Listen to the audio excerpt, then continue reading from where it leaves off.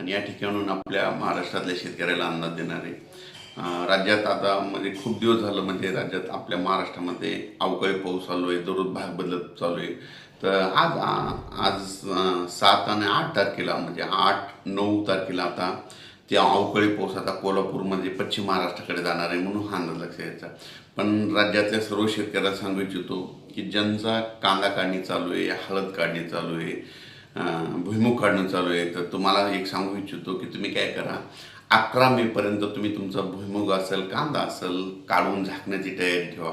कारण की राज्यामध्ये काय झालं की परत मान्सूनपूर्व पाऊस 12 मे पासून ते 17 मे पर्यंत, 12 मे ते 17 मे दरम्यान जोराचा पाऊस येणार आहे.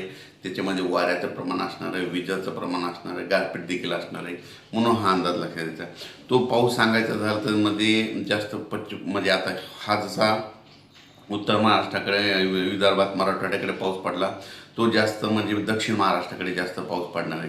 म्हणजे सांगायचं झालं तर म्हणजे सोलापूर जिल्हा, लातूर जिल्हा, नांदेड जिल्हा, परभणी जिल्हा, त्याच्यानंतर हिंगोली, बीड, कडा, आष्टी, त्याच्यानंतर सातारा, सांगली, सोलापूर, कोल्हापूर, त्याच्यानंतर पुणे जिल्हा, नगर जिल्हा, त्याच्यानंतर बीड जिल्हा, तसेच म्हणजे कोकणात ह्या भागात जरा जास्त पडणार आहे म्हणून हा अंदाज लक्षात द्यायचा. राज्यामध्ये तो पाऊस जास्त आहे, फक्त दक्षिण महाराष्ट्राकडे जास्त पडणार आहे. दक्षिण महाराष्ट्राकडे म्हणजे सांगायचं झालं तर आणखी परत सांगतो की त्या जिल्ह्यात जरा जास्त स्वरूपात नांदेड, हिंगोली, परभणी, बीड, लातूर, धाराशिव, त्याच्यानंतर सोलापूर जिल्हा, सांगली जिल्हा, सातारा जिल्हा, कोल्हापूर, राधानगरी, कर्नाटककडे तर खूपच राहणार म्हणून हे देखील लक्षात द्यायचं. त्याच्यानंतर विदर्भात बी असणार आहे, पूर्व विदर्भात बी असणार आहे, यवतमाळ, नागपूर, भंडारा, गोंदिया, चंद्रपूर, अकोला, बुलढाणा, वाशिम या भागाकडे देखील असणार आहे. जळगाव, त्याच्यानंतर धुळे, नंदुरबार, नाशिक या भागाकडे देखील असणार आहे.